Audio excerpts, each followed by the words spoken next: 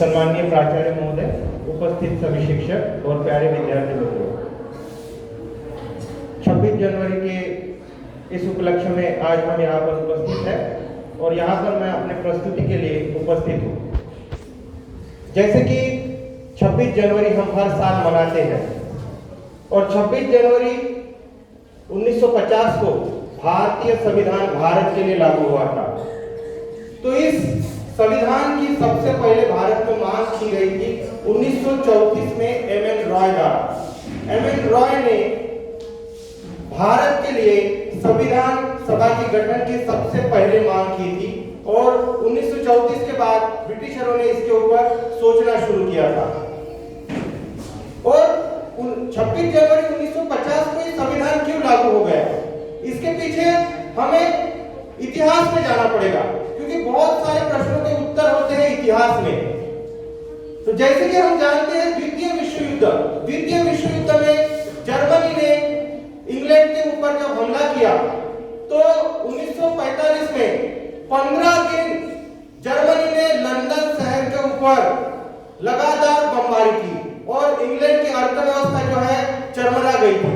और उस समय इंग्लैंड में कंजर्वेटिव पार्टी की सरकार थी और वहां पे विंस्टन चर्चिल वहां के प्राइम मिनिस्टर थे।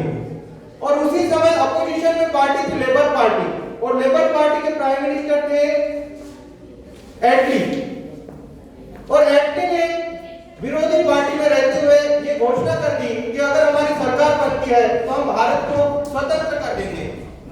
और 1945 के बाद ब्रिटेन की जो अर्थव्यवस्था है वो बहुत खराब हो रही थी और दुनिया भर से ब्रिटेन के ऊपर दबाव बन रहा था। अमेरिका भी जो है ब्रिटेन के ऊपर दबाव बना रहा था कि भारत जैसे राष्ट्र को जो है स्वतंत्र कर देना चाहिए।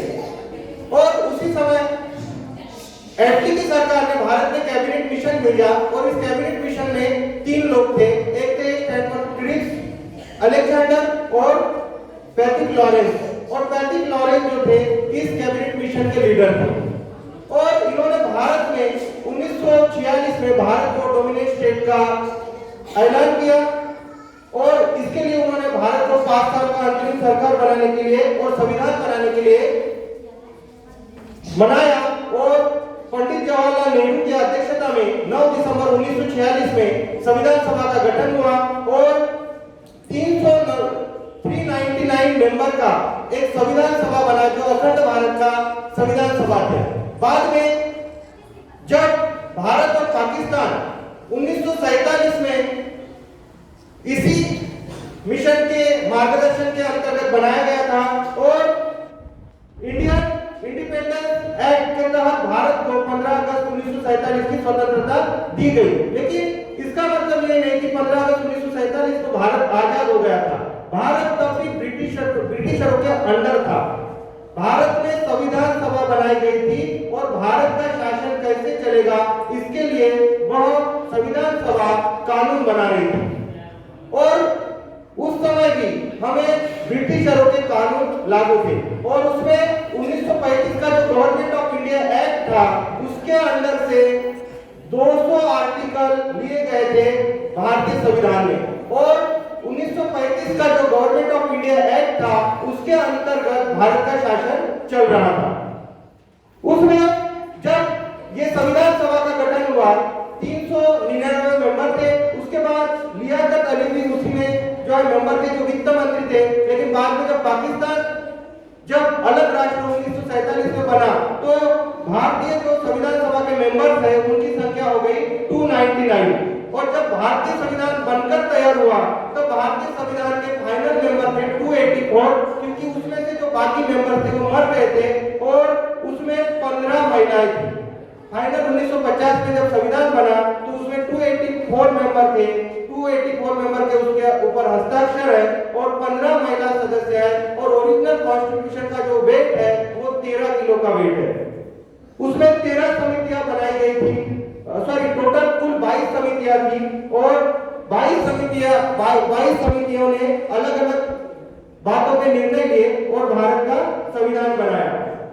इसमें डी.एन. राव भी थे जिन्होंने बाद में म्यांमार का संविधान बनाने में महत्वपूर्ण भूमिका बजाई थी। तो संविधान लागू होने के बाद क्या हुआ, तो जैसे संविधान में जो मूल संविधान है उसमें चैप्टर जो है अनुच्छेद जो है आर्टिकल है 395 है और शेड्यूल जो है अनुसूची जो है 8 है। हम मूल संविधान में जो है परिवर्तन नहीं कर सकते हैं, लेकिन हमने उसमें कुछ भाग अभी जोड़े हैं। तो अभी जो चैप्टर की संख्या है, जो भागों की संख्या है, 22 भागों से 25 भाग हो गए हैं और आर्टिकल जो है 395 से बढ़कर 448 हो गए हैं और जो अनुसूचियां है वह 12 हो गई है। हम मूल कॉन्स्टिट्यूशन में परिवर्तन नहीं कर सकते हैं, लेकिन हमने उसको ए बी सी डी में डिवाइड करके उसमें कुछ भाग जो है ऐड किए हैं। लेकिन इसके पीछे इतिहास में एक बात हमको ध्यान में रखनी पड़ेगी। जब 1929 में कांग्रेस की स्थापना हुई 1885 में, कांग्रेस की स्थापना के बाद 1929 में लाहौर में रावी नदी के किनारे में पंडित नेहरू द्वारा कांग्रेस का अधिवेशन जब वहां पे हुआ था, तो उस समय पूर्ण स्वराज्य की घोषणा की गई थी। और पूर्ण स्वराज्य की घोषणा के बाद 1930 में 26 जनवरी को स्वाधीनता दिवस मनाया गया और ये स्वाधीनता दिवस बाद में भी मनाया गया हमेशा 32, 33, 35, 40, 45। और जब संविधान बनाया गया, संविधान जब 1946 9 दिसंबर से बनके तैयार हुआ, 9 दिसंबर से बनना चालू हुआ और जब 26 नवंबर 1949 को संविधान बना, तो उसके बाद उसको लागू करने के लिए जब 1930 में जो स्वाधीनता दिवस मनाया गया, उस स्वाधीनता दिवस के दिन उसको भारत के लिए लागू करने का निर्णय लिया गया। और इस दिन हम देखते हैं कि जैसे हमारा राजपथ है, राजपथ में जो है परेड होता है और इस राजपथ में परेड में हमारी जो तीनों सेनाएं हैं, वो तीनों सेनाएं जो है वहां पे अपना देश का शक्ति प्रदर्शन करते हैं कि हम कितने ताकतवर राष्ट्र है। और संविधान अपना 26 जनवरी के दिन राष्ट्रपति राजपथ पर झंडा फहराता है। जब हमारा परेड हुआ था, पहली जब परेड हुई थी, तो पुराने किला है दिल्ली में, कभी आप दिल्ली जाओगे तो उस पुराने किले के आगे एक ब्रिटिश स्टेडियम था जिसको आज नेशनल स्टेडियम के नाम से जाना जाता है। पहली परेड वहां पे हुई थी, लेकिन बाद में जो उनकी परेड है वह राजपथ पर हुई थी और राजेंद्र प्रसाद जो है उन्होंने झंडा फहराया था। तो जैसे कि हमारा जो पहला प्राइम मिनिस्टर है, एक्चुअल प्राइम मिनिस्टर है, वो कब बना? तो 1950 के बाद बना, क्योंकि 1950 को हम पूर्ण रूप से स्वाधीन हुए, इसलिए हम 26 जनवरी को स्वाधीनता दिवस मनाते हैं। उसके पहले हमें जैसे हमारे देश में उस समय लॉर्ड माउंटबेटन 1947 को उनको जो है भारत का गवर्नर जनरल बनाया गया था। उसके बाद जब 1947 में इंडियन इंडिपेंडेंस एक्ट के तहत भारत को जब स्वतंत्रता दी गई थी, तो भारत को प्रशासन चलाने का अनुभव नहीं है, इसलिए भारतीय सरकार ने ब्रिटिशरों का जो लॉर्ड माउंटबेटन जो गवर्नर था उसको ही जो है कुछ साल तक रखा। और 1950 को जब भारत का संविधान जब लागू हुआ, उसके बाद हमने चक्रवर्ती जो राजगोपालाचारी है, चक्रवर्ती राजगोपालाचारी को जो है 1950 तक हमने बनाया था। वो भी हमें चक्रवर्ती राजगोपालाचारी को हमने जब गवर्नर जनरल बनाया था, तो हमने ब्रिटिश जो किंग था उस किंग की परमिशन लेके जो है हमने राजगोपालाचारी को यहाँ का गवर्नर जनरल बनाया था। लेकिन 1950 के बाद 26 जनवरी 1950 के बाद डॉक्टर राजेंद्र प्रसाद भारत के राष्ट्रपति बने। 12 साल तक उन्होंने जो है राष्ट्रपति का पद संभाला, लेकिन उसमें से 2 साल माइनस कर देना पड़ेगा क्योंकि वो अस्थायी रूप से जो है अध्यक्ष बनाए गए थे और बाद के 10 साल जो है वो खुद निर्वाचित होकर जो है यहाँ के राष्ट्रपति बनाए गए थे। तो 26 जनवरी जो है इस दिन हम पूर्ण रूप से स्वाधीन हुए थे, भारतीय लोगों को पूर्ण रूप से स्वतंत्रता मिली थी। इसीलिए संविधान दिवस का